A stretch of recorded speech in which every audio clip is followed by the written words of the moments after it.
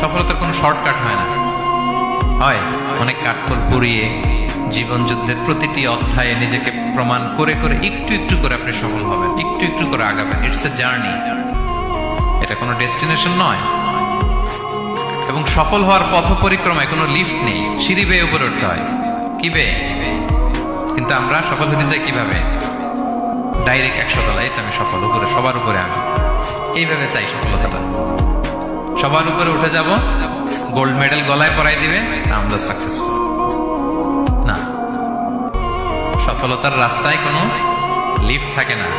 কি দিয়ে উঠতে হয়?